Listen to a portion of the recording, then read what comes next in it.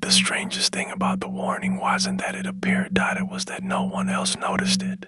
No alarm screamed across the network. No emergency broadcasts cut into entertainment feeds. No fleet scrambled, no governments convened. Just a single quiet anomaly blinking on a console in a place the galaxy barely remembered existed, which, in hindsight, explained everything, because this was a place no one watched. The relay station sat at the edge of map space, anchored between nothing important and nowhere fashionable. It wasn't beautiful.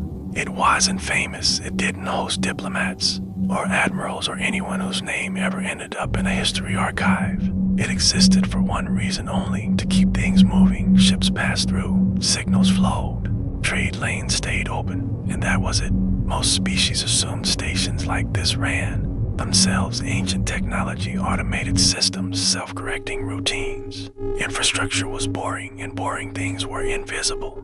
You only noticed them when they failed. Humans noticed them all the time, because humans were usually the ones assigned to keep them from failing. Relay Station had been built generations ago, expanded in stages by dozens of civilizations, and optimized so many times that no single species could claim to fully understand it anymore. Which was why humans had been hired, not because they were the smartest or the strongest, but because they were patient enough to read documentation no one else bothered with. Every day followed the same rhythm: status checks, power flow confirmations, gate alignment verification, signal integrity scans, small corrections, smaller adjustments, the kind of work that never made headlines and never inspired legends. Until the day the routine felt wrong. It wasn't dramatic. That was the unsettling part. The numbers were perfect, too perfect. No packet loss, no latency drift, no micro fluctuations in energy flow. The system wasn't just stable, it was unnaturally quiet, like a machine holding its breath. Humans didn't trust that across the galaxy. Stability meant things were working to a human. It meant something had stopped pushing back. The stations logs showed fewer requests coming in than fewer acknowledgements going out. Not failures, absences. Messages that should have existed simply didn't. Trade traffic dipped slightly, then more. Not enough to trigger automated alerts, but enough to make a human frown and check the numbers twice, then a third time. Because humans knew this truth better than anyone else. Big disasters don't start with explosions, they start with silence. The relay station continued to function flawlessly, which somehow made it worse. Ships that did arrive passed through without incident. Signals that came in were routed perfectly. The machine was doing its job. The galaxy, however, seemed to be losing interest. Routes that were always busy went empty. Priority tags stopped appearing. Government channels that once pinged the station hourly hadn't checked in for days. Then weeks, and still no one called, no explanation, no directive, no handover, just absence. Which was when the human operator finally said the thing that shouldn't have been necessary to say at all. Where did everyone go? The answer, when it came, wasn't a message. It was a pattern. Traffic wasn't random. It was intentional. Certain classes of ships had stopped coming entirely. Certain authorization codes had been quietly retired. The station wasn't being attacked. It was being bypassed. And buried deep within the station's core systems, past layers of forgotten upgrades and obsolete security frameworks, was something humans hadn't seen before. A dormant protocol, untouched for decades, written in a language that predated modern accords. Not a command, a contingency. The kind you only write when you expect to abandon something and don't want anyone else using it after you leave. That was the moment the human understood the truth the galaxy hadn't bothered to announce. This station wasn't important anymore. It was expendable. And in a universe that ran on connections, trade, and access, being forgotten wasn't just an insult. It was a decision. Something was coming. Whatever it was, it assumed the place no one watched would simply do what it was told. The job was supposed to be boring. That wasn't an insult. It was the point. Relay Station didn't need heroes or visionaries or anyone with a flair for drama. It needed someone who would show up every day, run the checks, log the numbers, and notice the small things that didn't look wrong enough to alarm anyone else. Humans were very good at that. The station ran on routines older than most governments. Cycles layered on cycles, redundancies wrapped in redundancies. If one system failed, Another picked it up without comment. If two failed, a third compensated quietly. Nothing ever happened here, and that was considered a success. A good day meant nothing memorable occurred, and most days were very good. The human operator had learned the rhythms of the place, the way sailors once learned the moods of the sea. The faint hum of the gate during alignment, the subtle delay between signal receipt and confirmation, the way power draw spiked slightly during high traffic windows and relaxed afterward. Like a slow exhale, you didn't memorize those things consciously. You absorbed them, lived inside them. That's why the silence stood out. Not the absence of sound, the station was never loud, but the absence of variation. Systems reported green across the board, yet the logs felt empty, fewer notes, shorter queues, long stretches where nothing at all requested passage. The kind of thing automated oversight ignored completely. Humans didn't. Because boredom wasn't the absence of danger. It was the environment danger preferred. The operator went through the routine anyway. Power integrity, gate synchronization, fail-safe responsiveness, manual confirmations that hadn't technically been required in years, but were still there because someone somewhere had once insisted they mattered. They always did. The checks came back clean, immaculate, even. The station behaved like a machine that had nothing left to react to. That was when the human did something no protocol required. They pulled up the historical logs, not the summaries, not the monthly reports, the raw entries, day-by-day traffic patterns going back decades. They overlaid routes filtered by authorization class, ownership, and priority flags. The picture that formed wasn't chaotic. It was deliberate. High-value traffic had vanished first, then diplomatic vessels, then anything flagged as essential. What remained were stragglers, independents, ships that either didn't know yet or didn't have somewhere better to go. The galaxy hadn't stopped moving. It had simply stopped moving through here. That realization settled slowly, like wait, the relay station hadn't failed. It hadn't been compromised. It hadn't been conquered. It had been quietly written out of the plan. The human leaned back, eyes drifting to the viewport where the gate hung suspended, massive, ancient, beautiful, in a purely functional way. A piece of infrastructure so fundamental that entire civilizations had grown dependent on it, then stopped thinking about it entirely. Until now, still working, the human murmured. More to the station than to themselves, and that was the problem. The job had always been boring because the galaxy needed it to be. Stability was the illusion everyone relied on, but stability didn't mean safety, it meant inertia. And inertia could be redirected. The human checked messages again, still nothing, no instructions, no reassignment, no official notice of decommissioning, just silence and a system that kept insisting everything was fine. That's when the human noticed something else. Maintenance windows had been rescheduled by the station, by external authorities that no longer identified themselves clearly. Updates queued but never sent. Access credentials still valid, but no longer used. Someone had planned this, and they hadn't bothered to tell the person whose job it was to keep the place alive. The human closed the logs and returned to the routine, hands moving automatically across the console. Status checks, confirmations, notes written carefully, even though no one seemed to be reading them anymore, because humans didn't stop doing the job just because the audience left. They did it because the job still mattered, and somewhere buried, under layers of forgotten code and institutional neglect, the station waited, fully operational, fully obedient, and carrying responsibilities no one else remembered they'd assigned, responsibilities that were about to matter a great deal. Galaxy didn't leave all at once. It slipped away. That was the unsettling part. There was no declaration, no public announcement, no ceremonial transfer of authority. One arrived to shut the station down. No one came to relieve the human of duty. The lights stayed on. The gate remained aligned. The station continued to do exactly what it had always done, except the galaxy stopped coming. The human began to notice the pattern in what wasn't arriving. No state vessels, no treaty flag convoys, no humanitarian transports. Entire classes of traffic that had once defined the station's purpose had vanished as cleanly as if someone had erased them from a map. And in their place, nothing. It wasn't chaos. Chaos would have been easier to understand. This was order, deliberate, methodical, almost polite in how thoroughly it avoided the relay. The human pulled up galactic traffic projections, kind usually reserved for long-term optimization they weren't supposed to be accurate in. Real time, too many variables, too much politics. But the projections line up perfectly with reality. New routes had formed, longer ones, less efficient ones.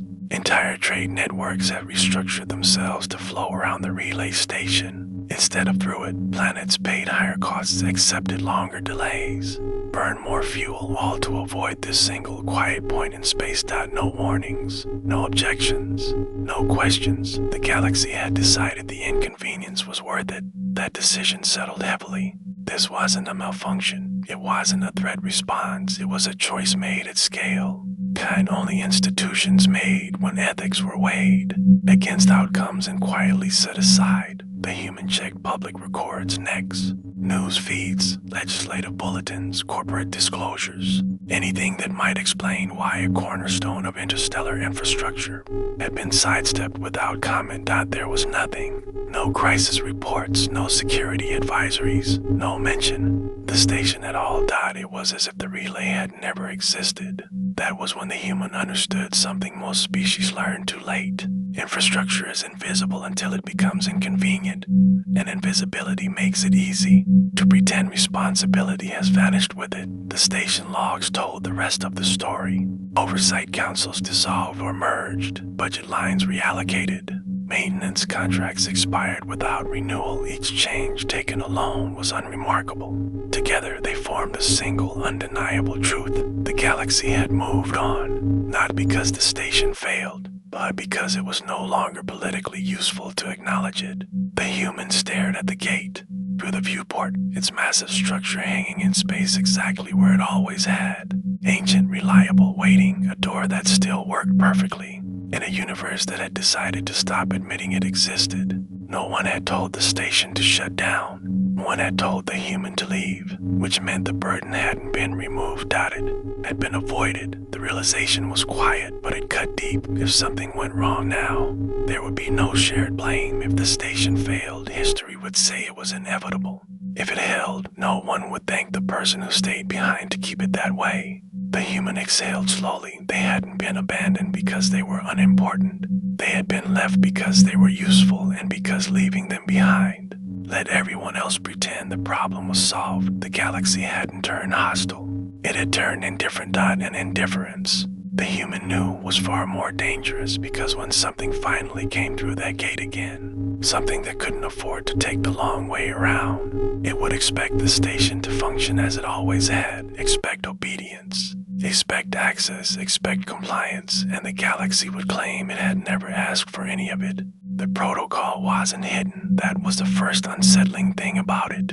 It wasn't buried behind encryption keys or protected by clearance levels no one possessed anymore.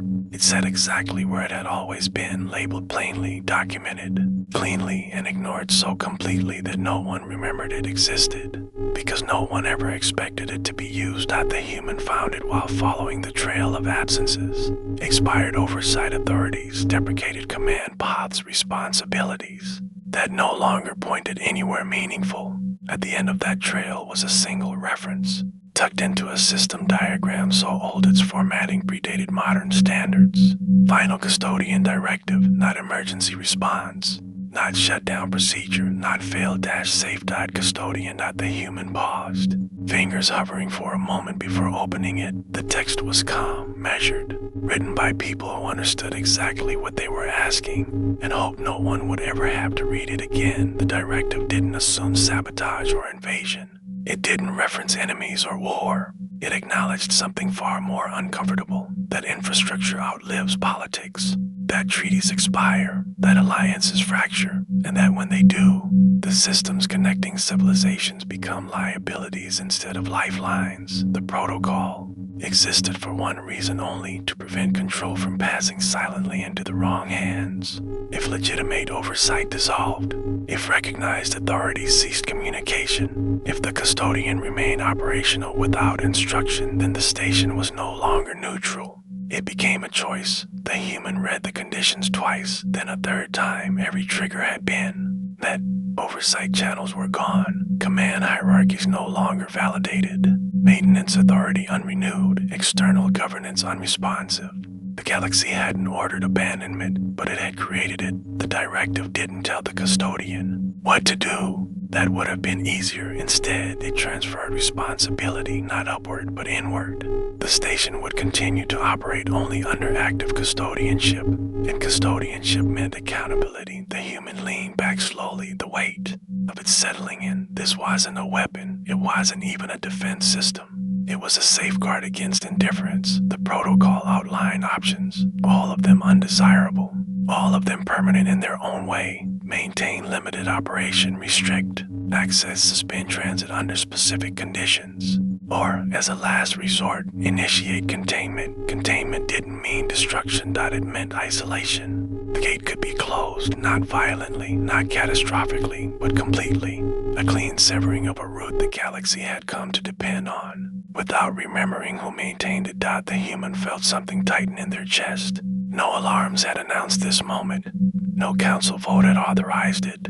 No declaration of war or emergency had justified what the directive allowed. It was meant for exactly this situation. When everyone walked away, protocol ended with a single line, written without emphasis or flourish. The custodian acts not for the benefit of empires, but for the protection of those who cannot leave. The humans stared at the words for a long time. They thought of the worlds that relied on the gate for food shipments, medical supplies, communication with distant systems. Worlds that hadn't voted to abandon the relay and likely didn't even know they'd been cut out of the new routes. Galaxy had moved on quietly, but not everyone had been able to follow. The protocol didn't ask for loyalty to humanity. It asked for judgment, and judgment, the human realized, was something no one else had been willing to claim. Somewhere beyond the station's sensors, something was approaching, not fast, not aggressively, just steadily, as if it assumed the door would still be open. The galaxy had left the station behind, but it had also left someone in charge,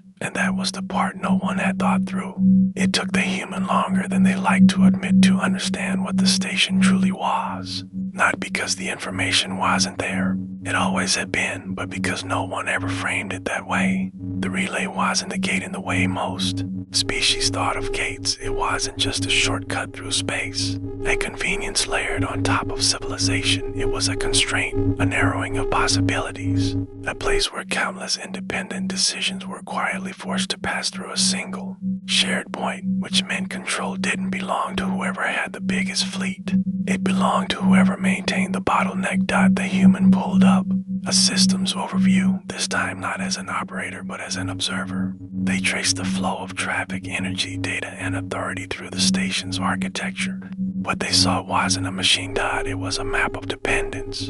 Entire economies relied on transit through the relay to remain viable. Agricultural, world shipped food along routes that assumed the gate would always be there. Medical networks depended on it for rapid delivery of supplies that couldn't survive long hauls. Even military logistics, especially military logistics, had quietly reorganized themselves around the relay's reliability. The station wasn't important because it was powerful.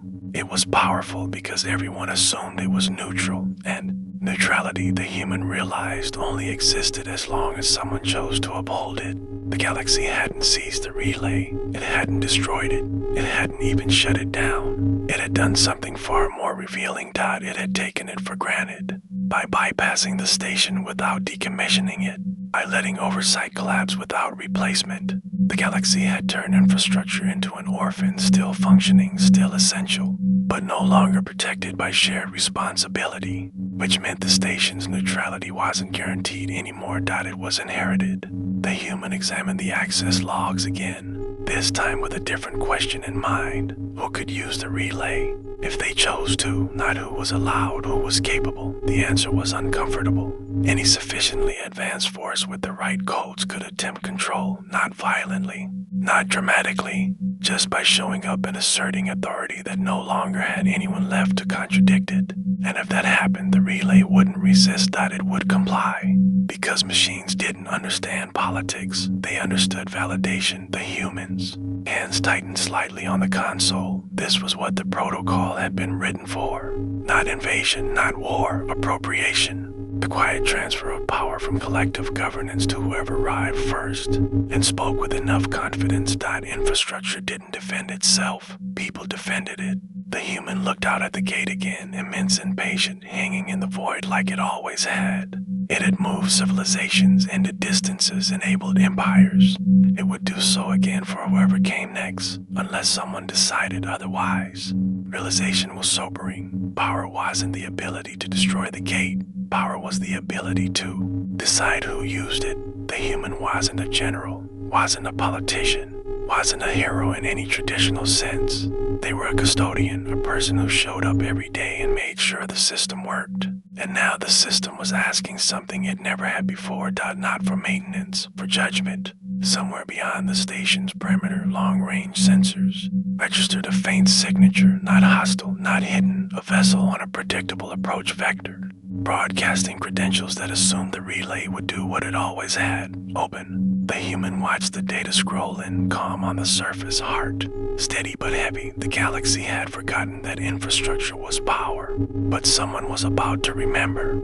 The ship announced itself long before it arrived, not with weapons fire, not with threats, just a clean, formal broadcast set on frequencies that assumed familiarity, kind of signal used by vessels that had never been refused anything important in their entire operational history. Authorization codes followed. Old ones, valid ones, the sort that worked because no one had ever bothered to revoke them. The station accepted the transmission without comment. Of course it did.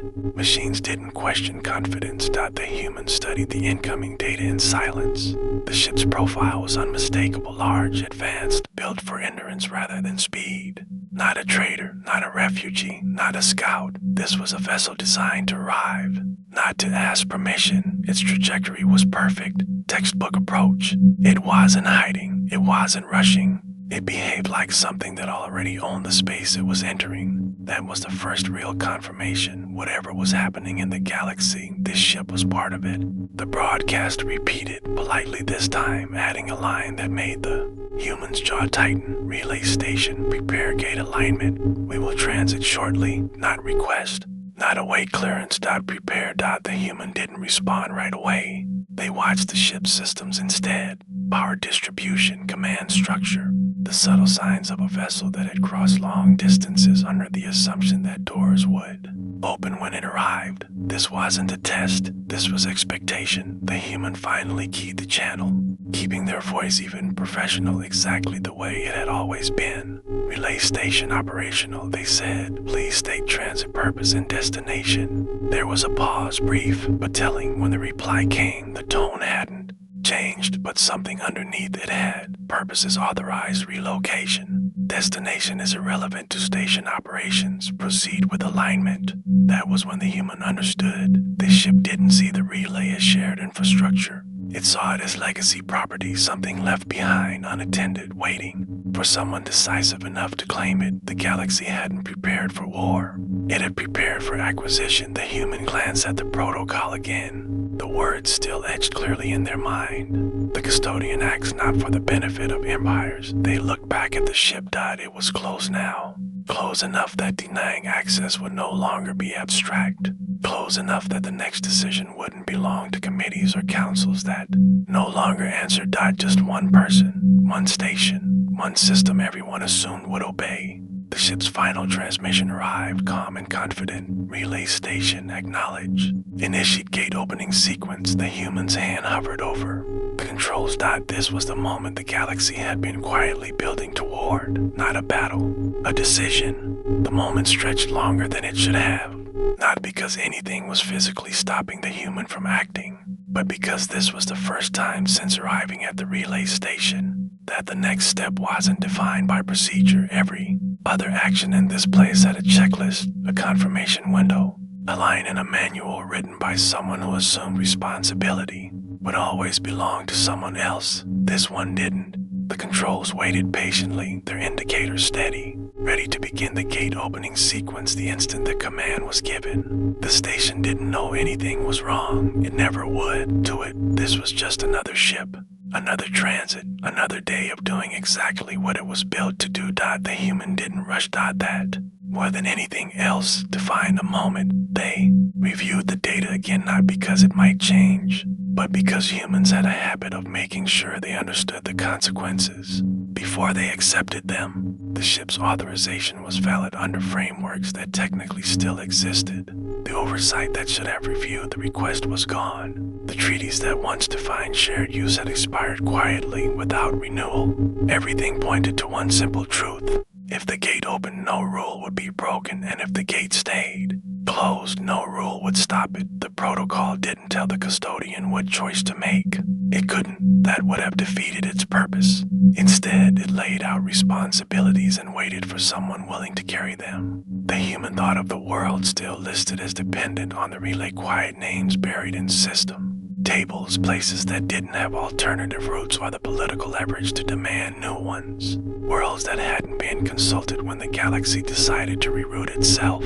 They thought of the ship waiting outside, so certain of its entitlement that it hadn't even considered refusal as a possibility, and they thought of something simpler, the job done, not the role, not the title, the actual work they had been hired to do to keep the system running, keep it safe, make sure it wasn't misused. The human rested their hand on the console, fingers relaxed, breathing steady. This wasn't defiance, it wasn't rebellion, it was maintenance, slowly, deliberately. They opened the containment controls instead of the gate sequence. Status indicators shifted, not to red, not to alarm, but to a neutral configuration that few beings in the galaxy had ever seen activated.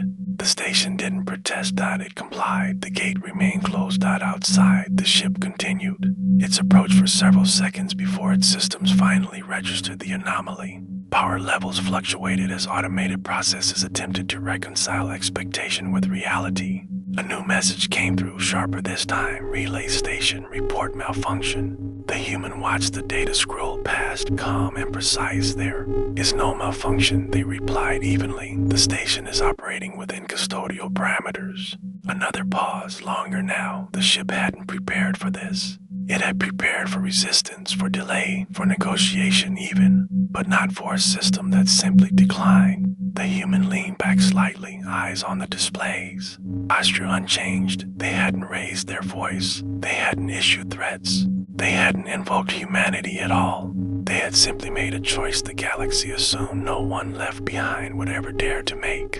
And somewhere in the quiet hum of a station that had outlived the attention of empires, the most important decision of the age had already been carried out. The ship outside would understand soon enough. Everyone would.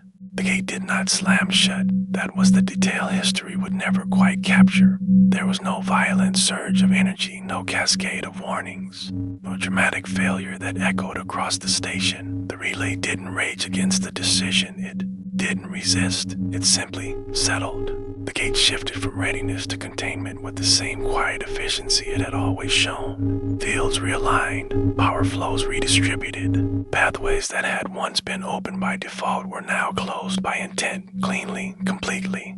From the outside, nothing looked broken, and that was the problem. The ship adjusted course slightly, its systems recalculating, still operating under the assumption that this was a temporary inconvenience. Automated routines probed the relay, testing for errors, overrides, priority access points that had always worked before. They found none because nothing was wrong. The human watched the diagnostics scroll past, feeling the weight of finality settle into the room. The station's status readouts remained calm, almost reassuring. Containment active. Custodial authority engaged. No escalation triggers fired. This was not an emergency, it was policy. The ship's next transmission arrived with a different tone, still controlled, but tighter now, edged with disbelief. Relay station, you are disrupting sanctioned transit. Identify governing authority. The human didn't answer immediately. They didn't need to. The silence carried more information than any explanation could have. The kind of silence that said there is no one above me left to appeal to. Eventually, the human spoke, voice level, unhurried. There's no external governing authority, they said. Custodianship has not been transferred. That was the moment the ship finally stopped moving. Not because it couldn't force the issue, it likely could have tried. But force required justification, and justification required an audience. There were no fleets waiting to observe, no councils recording statements, treaties left to invoke, just a gate that refused to open, and a single human who had chosen not to step aside.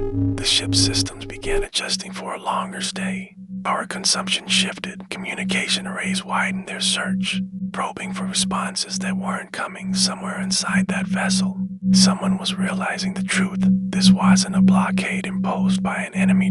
It was a door closed by the last person who still cared enough to stand in it. The human remained where they were, hands resting lightly on the console. They didn't feel triumph. There was no satisfaction in this, only a deep, steady awareness of consequence. The gate would not reopen easily.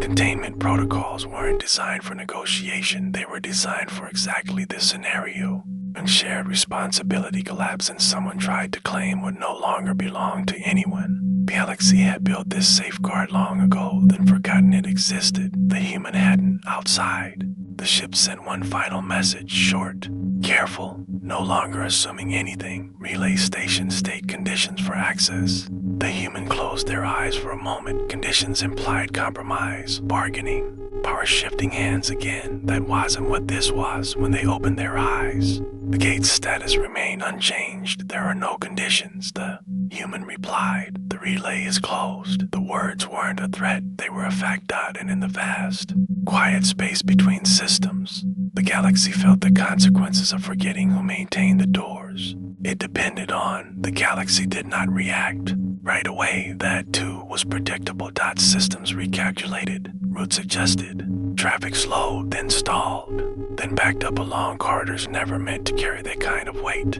Supply chains stretched thin, communications lagged. Worlds that had never thought about the relay station before began to notice that something essential had quietly stopped working, and still no one announced anything, because admitting a mistake at that scale was difficult. At first, the situation was framed as a technical anomaly, a temporary disruption, an unexpected delay caused by legacy infrastructure behaving unpredictably.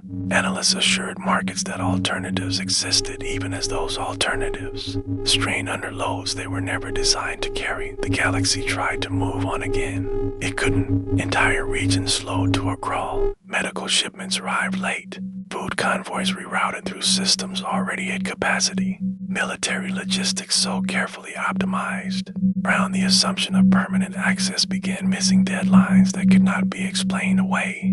And somewhere in the middle of all, that quiet unraveling set a single relay station, still operational, still powered, still maintained. Closed. Messages began to arrive then.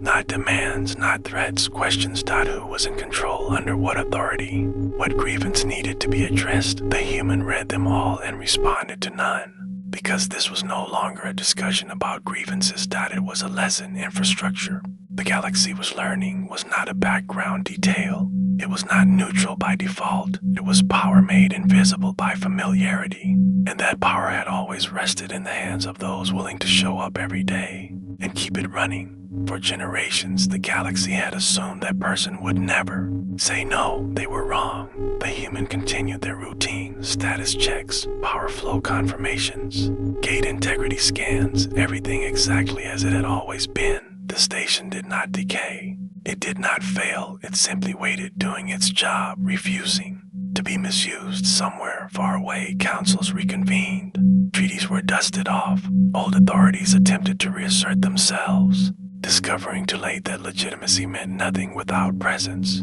Galaxy had abandoned responsibility and expected obedience in return. What it received instead was silence, and silence, when backed by infrastructure, was absolute. No fleets were destroyed.